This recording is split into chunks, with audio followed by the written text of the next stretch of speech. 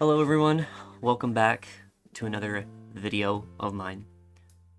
So, Dandy's World updated yet again, and at first I thought this was going to be another video that was a little under the radar. It wasn't going to be a whole lot, and it was going to be something kind of similar to the Blot update, which by now has been, I think, a month, give or take. I was really wrong. This update has been very massive, actually, for the game as a whole, and I thought it was about time I reviewed it. So this video is going to be dedicated to my review overall of the newest update for the game. I'm going to be breaking this apart into 4 different subjects. First, I'm going to start with the characters, both on the Toon and Twisted side of things. The second chapter is going to be talking about general gameplay updates. I'm then going to get into sort of other things like optimizations and lobby updates. And finally, I'm going to conclude with my own personal thoughts as well as some suggestions for future updates when it comes to the game. So I hope you guys really enjoy this type of content. I hope that you enjoy this video, and let's get started.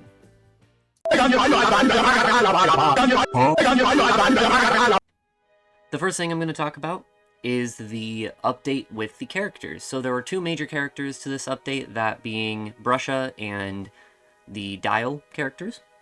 Obviously, Brusha was the main character being hyped up for this update.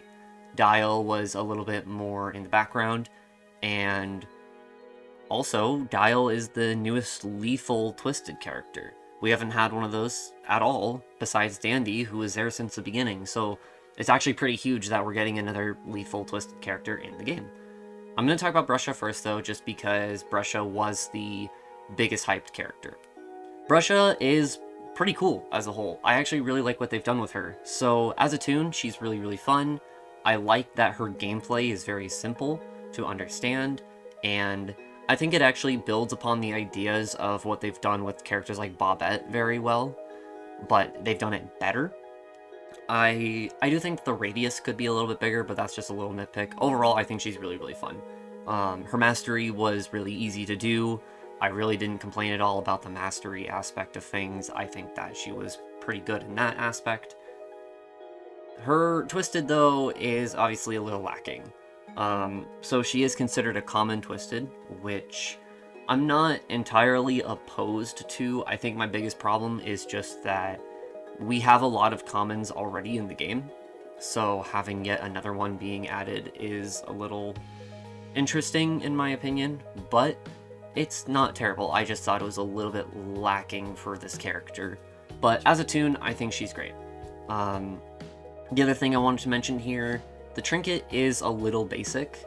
So if you don't know what the trinket does, at least from the wiki that I'm looking at here, it basically buffs your skill check percentage wise. So you get a 5% boost to the chance of you getting it, and you get a 5% boost to the size of the skill check.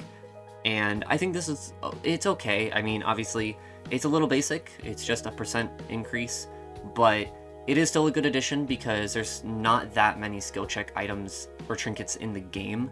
So it is helpful to have that skill check trinket being added, even though it is a little on the basic end.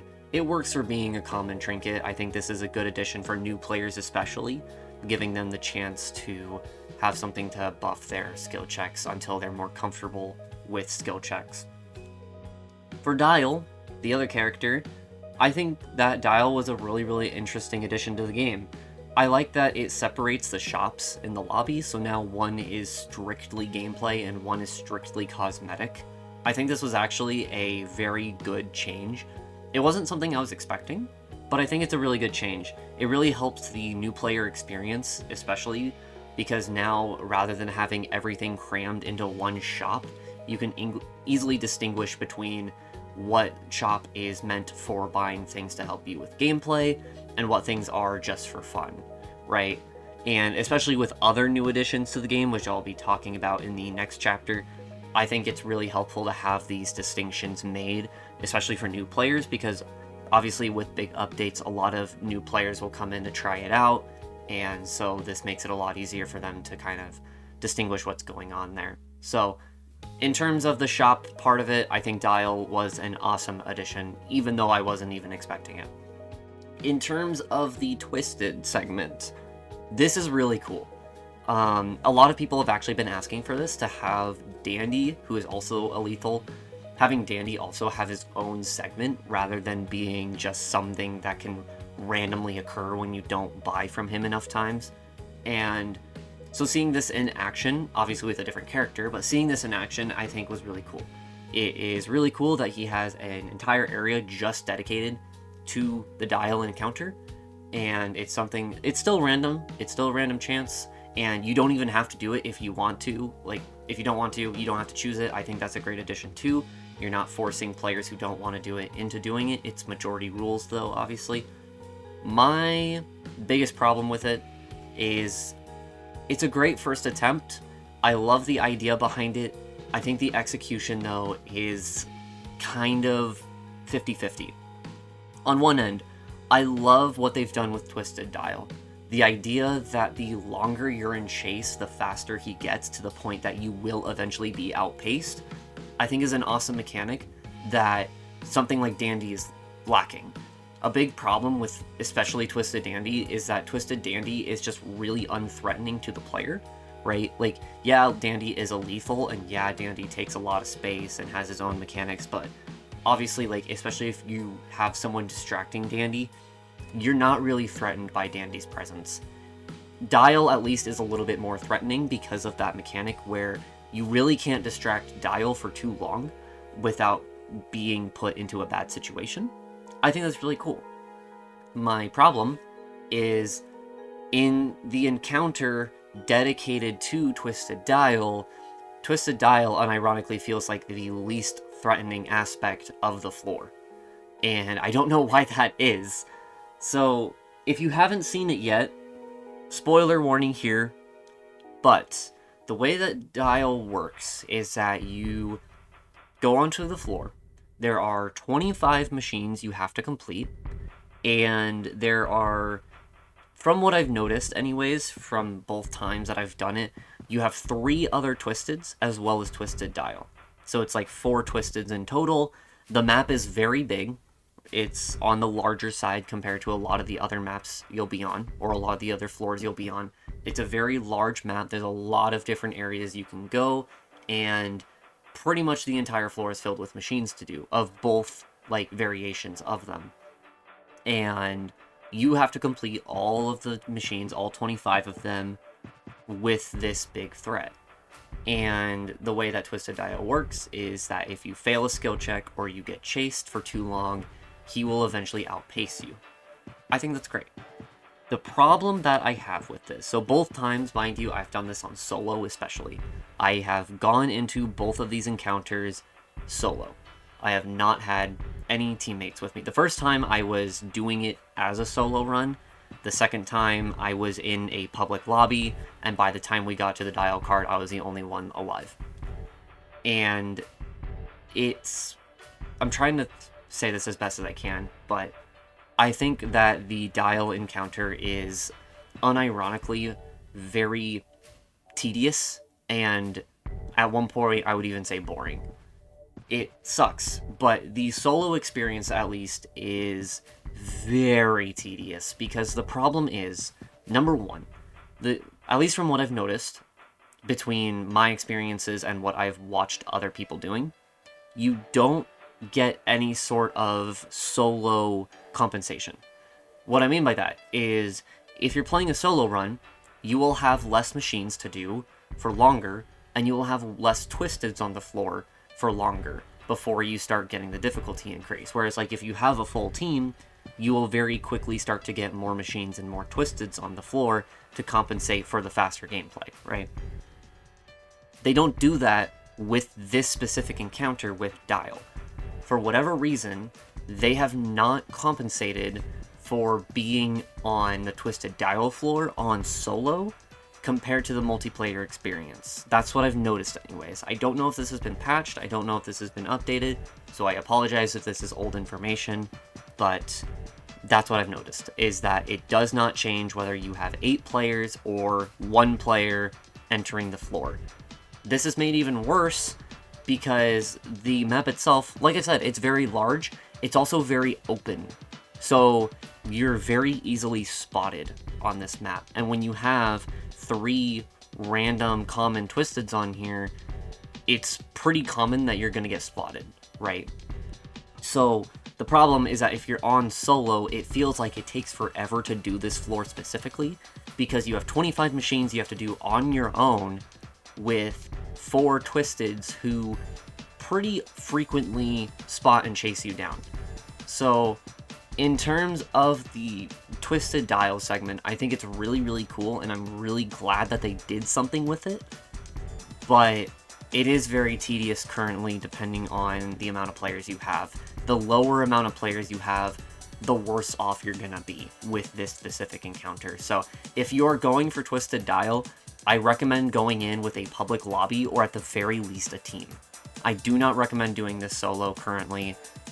I wouldn't even recommend doing it with 2 people. I would say at least 3 people is like mandatory for this, because if you don't have at least 3, if not more people, this particular experience is pretty rough right now. Other thing I want to say is the trinket that you get. Now granted, again, this is according to the wiki, so if this is wrong, again, I'm sorry, but the trinket that you get for completing all of Twisted Dial's research, which, mind you, kind of like Twisted Dandy, takes quite a while to obtain because of the fact that he's a lethal character, I do not think this trinket is worth the difficulty of obtaining it. The current reward is that this trinket, again, according to the wiki, completely nullifies the slowness debuff. So you can no longer be slowed by V or Finn or any of that, right? And on paper, again, this is really cool because now a lot of very annoying characters are no longer annoying. The problem is that you get this from a very difficult obtainment method, especially if you're doing this solo. So I don't think that for going through all that hassle multiple times, like multiple times, this reward is very lackluster. I understand it's pretty cool to have a trinket that completely nullifies one of the worst debuffs in the game right now, which is the slowness debuff. I would say that actually is the worst debuff to have currently for, like, in general, is just slowness. With that being said though, I don't think the difficulty to get this trinket is worth the reward. I will get to my personal suggestion for this. I don't know if this is something they would implement, but currently I just think that the reward that you get is not worth the amount of trouble it takes to get there. It kind of feels in a way like the Dandy trinket, but the Dandy trinket I think is at least a little bit viable, because especially if you're doing Mastery, this one helps a lot with making items cheaper early on, so you can get through more of Dandy's items while you're doing Mastery and stuff. The reward for Dial is just completely not worth it. I do not think that you're going to get enough value from this as often as you think you will to get the reward. I don't think it's worth it. So unfortunately, that trinket is pretty lackluster.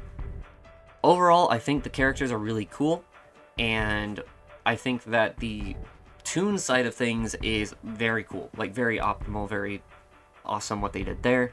The trinket side and the twisted side, on the other hand, I think leaves a little bit to be desired, but we have certainly seen worse.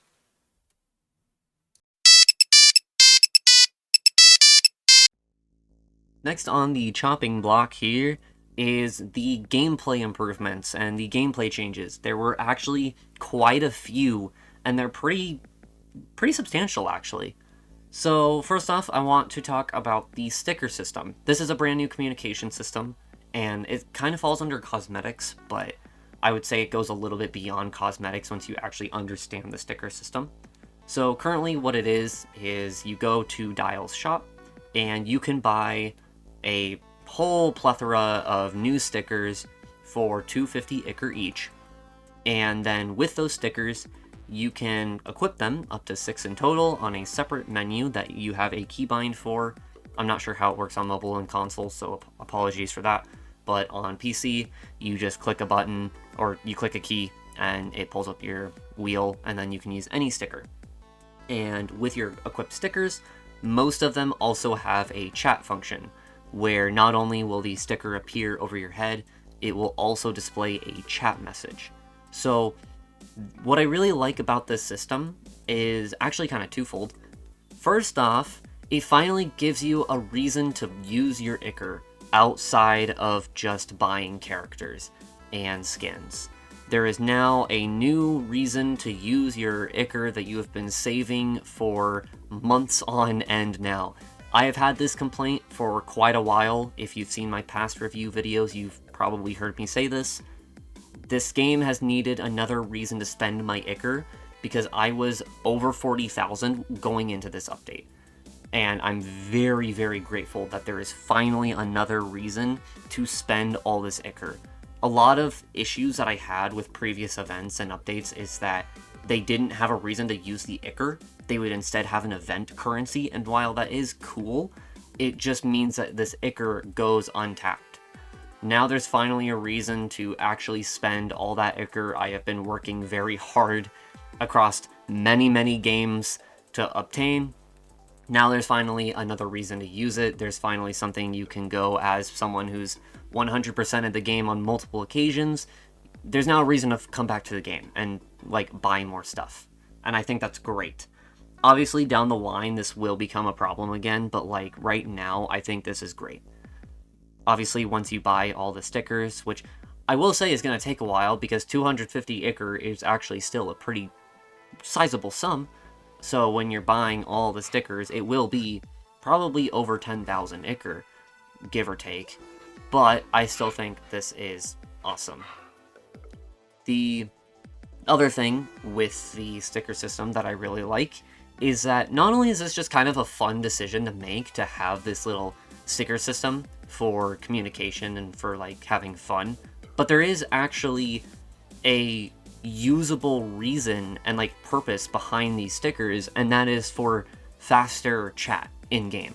Obviously, especially if you are someone who is a distractor, or someone who is being a support character, like Bassie, for example, or Tisha, this is a great system because it makes it so that you can very quickly communicate information that is going on in the moment, right? One of the biggest challenges with being a distractor from previous updates is that when you're being a distractor, you can't really chat a whole lot. You can't really say much, you can't really do much, you're just distracting, right? Now there is at least a minimal form of communication that you can use to convey what is going on. And that goes for anybody, right? Like, currently, I play a lot of extraction characters, so I have stickers specifically equipped for, like, I'm on the last machine, get to the elevator, you know, stuff like that, like medkits here. Stickers like that that bring that communication level up, I think, is absolutely vital, not only for someone who has played this game for a long period of time, but for new players as well who are just getting into the game. You already get 6 free stickers that all convey very important information, and I think that is awesome. I think this helps the new player experience a lot because they can start understanding information about this game and how players will communicate in this game, and then for players who get more advanced, they can use this information for quick on-the-spot moments when their abilities are on cooldown, or they find the last machine, or they're distracting and they need help. All this information is very, very vital, but it can also be used in a fun cosmetic way, so you can do it both ways, and I think that is awesome. So the sticker system, I think, is a massive positive to the game as a whole, and something that this game really needed is just that increased player experience on the new player side, something to have more ease of access on their end, and also just something to improve the communication between players, which has been kind of a difficult spot for players of this game, right? So, huge W there. Next thing I want to talk about, just really quick here, is the new map for Sprout. I think this was a very unique map. I think this was a really cool map. I've only gotten it once, unfortunately, and that was very, very late into my run, so I didn't get the best time to really explore it, just because by the time I got to it, there was like 6 Twisteds on me.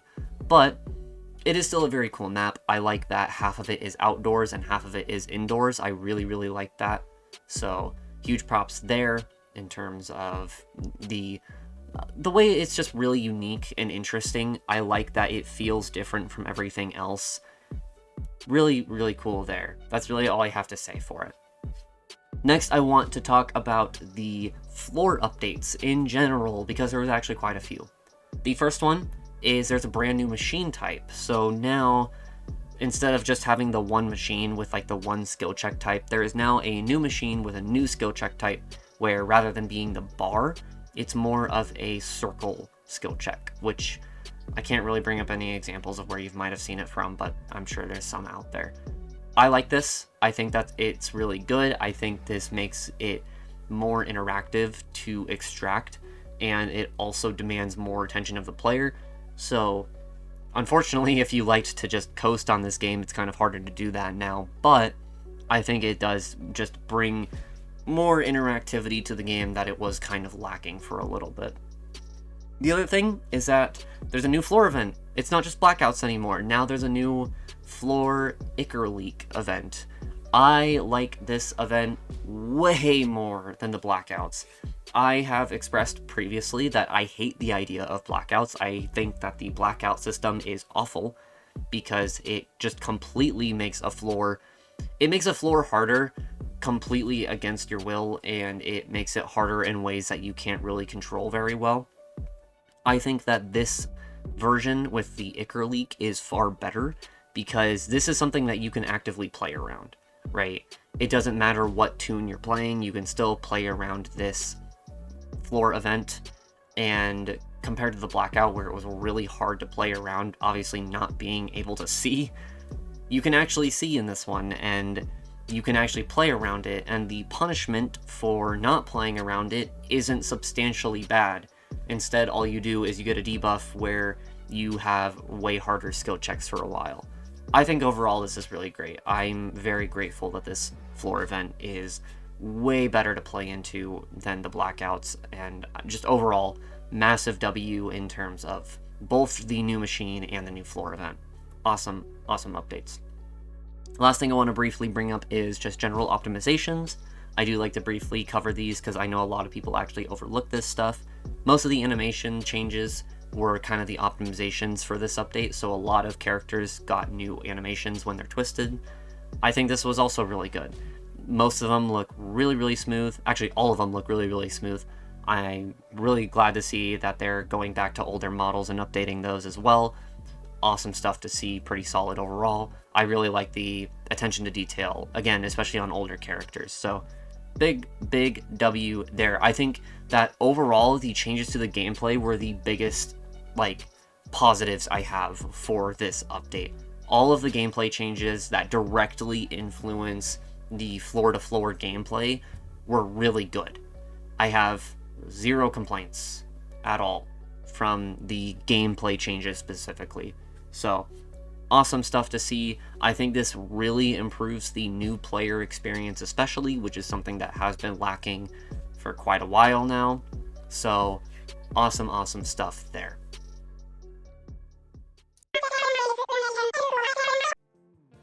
Last thing I'm going to bring up before I talk about my personal thoughts is the outside of game changes, or the other changes as I like to call them. Most of them pertained to the lobby, but there are a few other things like skins and stuff.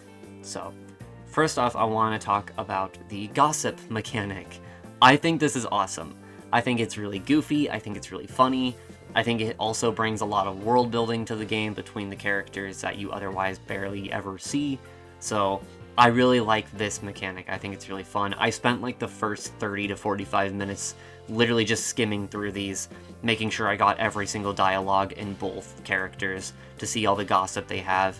I thought it was awesome. They have even more planned too, which I think is even more funny. So, gossip mechanic is awesome.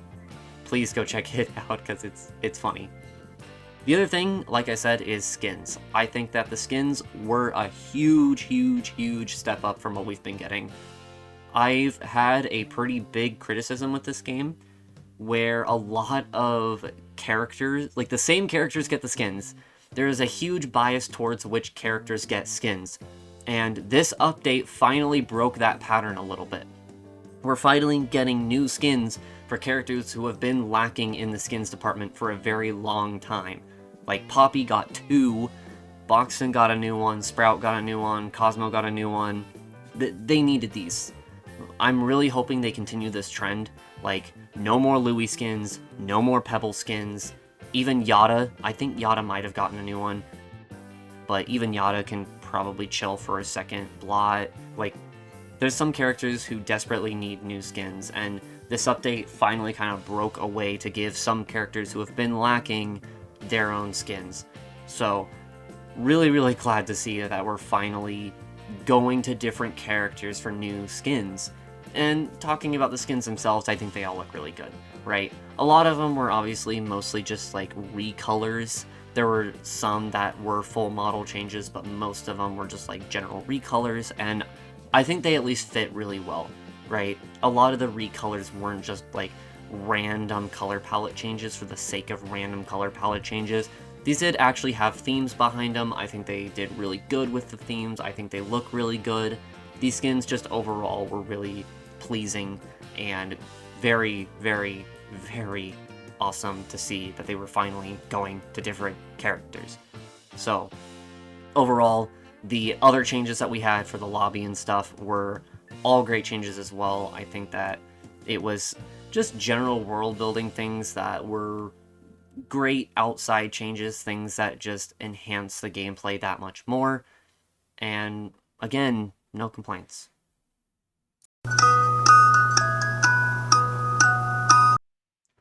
The last thing I'm going to talk about real quick is the personal thoughts and my own suggestions. Whenever I make these videos, I really like to bring my own suggestions to the table, just because obviously I can criticize all day, but if I don't bring my own suggestions to the table and I don't put in that time to really think about them, then I don't think that my review does justice. So I like to try to bring my own thoughts and my own opinions and my own suggestions to the table to try and spark some discussion. So these are going to be some adding thoughts first, where I go over my personal takes on a few things and what I believe would be nice to see down the line, and then give some suggestions on how we could do that. So, in terms of my thoughts, first, I think that this update, the gameplay loop was pretty good in terms of what they changed, right? A lot of the changes to the gameplay were really positive. They did shake some things up with the new floor event, the new twisted dial floor, the new sprout map, the new machine type, so there were good changes. With that being said, though, I still think that the gameplay loop is a little too similar to what it was before. And I think a lot of people have been saying this, but I do kind of want to reiterate this point. I think a lot of people are looking for a shakeup in the gameplay more than what we got, right? Obviously, it doesn't need to be anything massive and like genre defining, but we are kind of reaching a point where what I'm fearful about is that this update is going to act similar to the Blot update, where the first week or two, a lot of players are going to be back, and then by the third week, maybe fourth, depending on how things go, maybe even the second week, if it's that bad, players are just going to leave again, right? We've already seen a pretty notable dip in player counts, especially towards like the last week or two before this update came out. I was noticing that there were times that the game couldn't even hit 100k, which is pretty crazy because it's gone past 100k pretty consistently before. And right now, it is above that, but I could see down the line it could drop pretty quickly again. And I think the biggest reason is just the gameplay, right? It's hard to play this game over and over and over again. There's not a lot of things to grind for, and what there is to grind for is honestly pretty easy to obtain, right? So my concern is that the gameplay definitely needs another shakeup down the line, not just a single slightly different objective and like a new floor event here and there. I think it needs a pretty massive shakeup. Again, not genre defining, but something to shake the gameplay up a lot more. A new objective, a new gameplay mechanic, a rework to some of the stats, which I think this game desperately needs, especially for skill check and stamina. I think that they definitely need to look into those stats specifically and rework them a little bit. So I would like to see a bigger shakeup in the gameplay, just to make sure that this game stays fresh and that people aren't getting stale of the gameplay. Second thing I want to talk about. Like I said, this update is very good. Very, very good.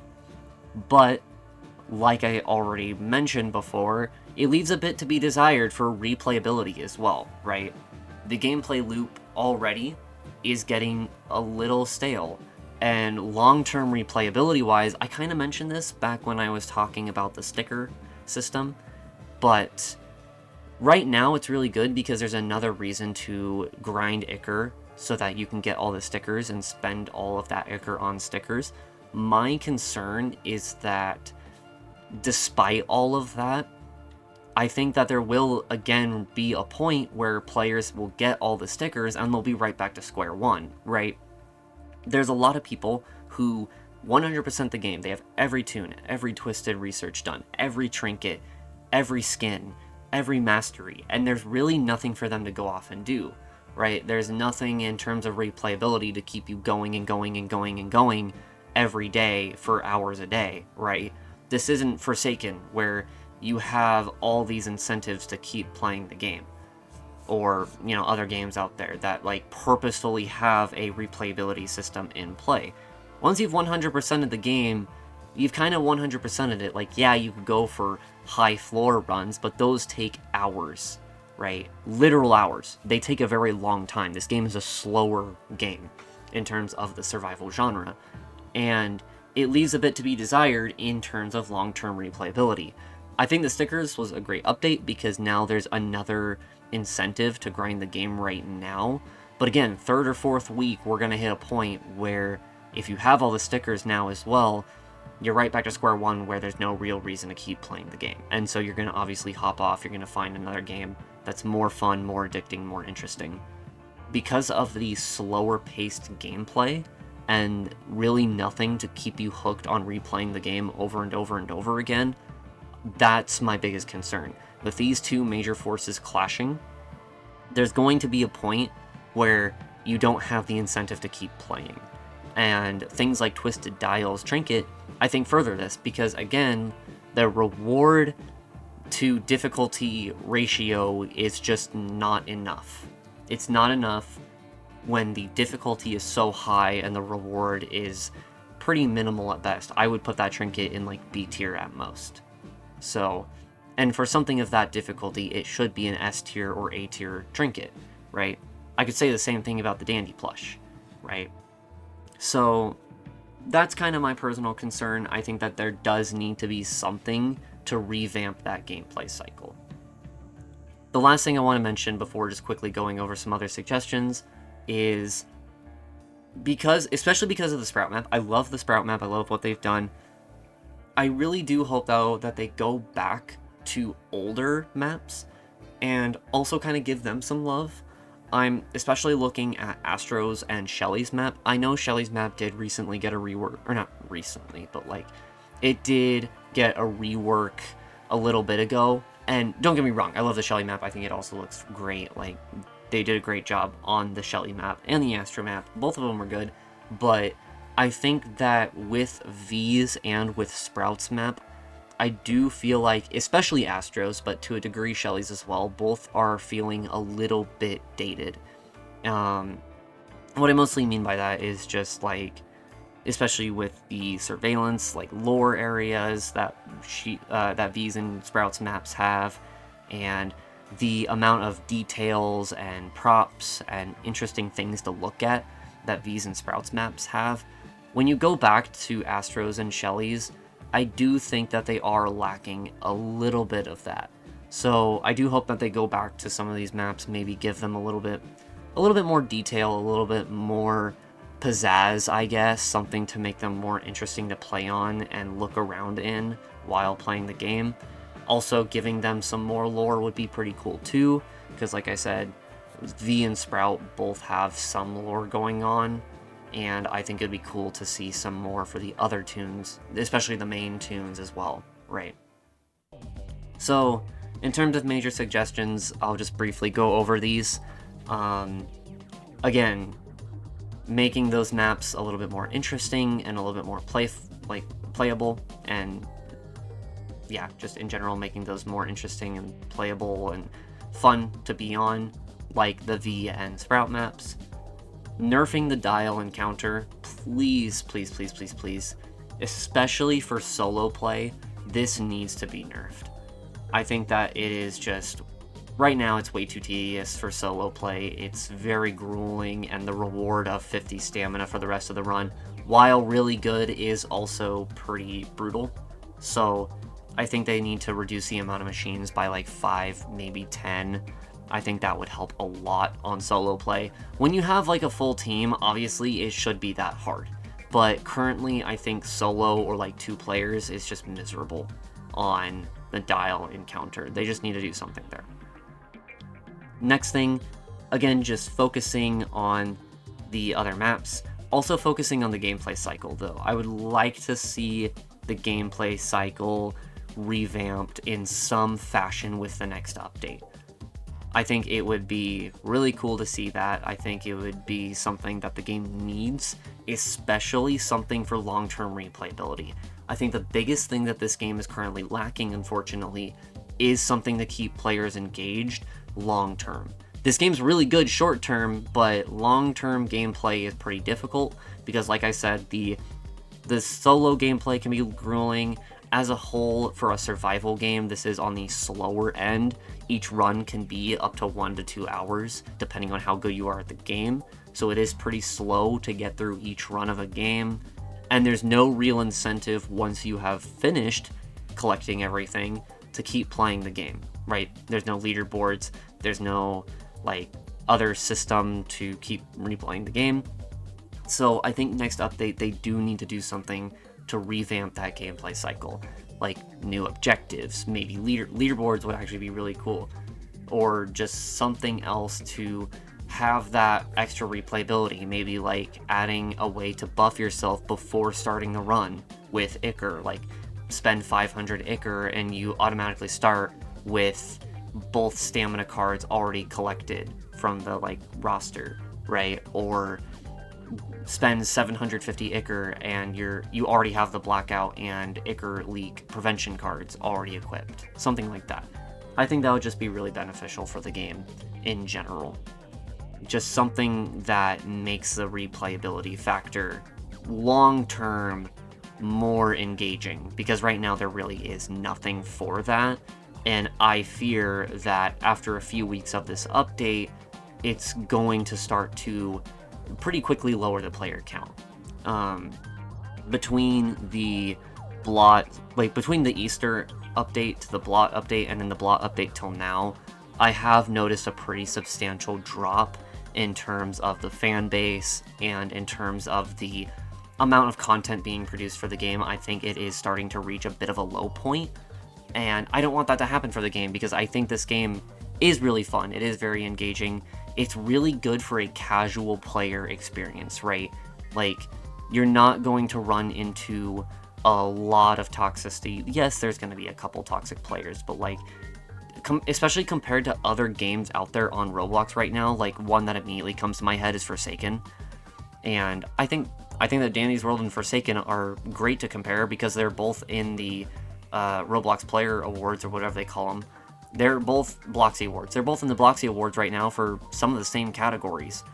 So I think they're great to compare the two, and I would rather have Dandy's World win, and one reason for that is the fact that it is just way more casual friendly, and it's way more player friendly, right?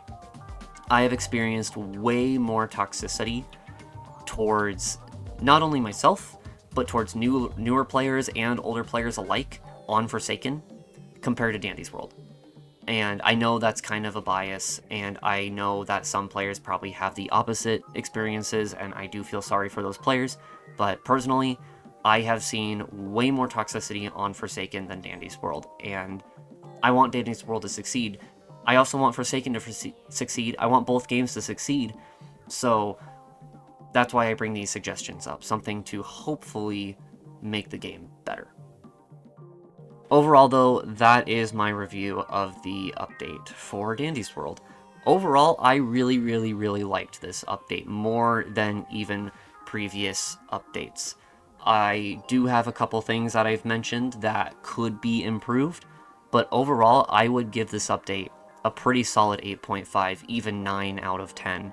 Most of the complaints that I have are mostly nitpicks, with one major exception, which is the twisted dial encounter.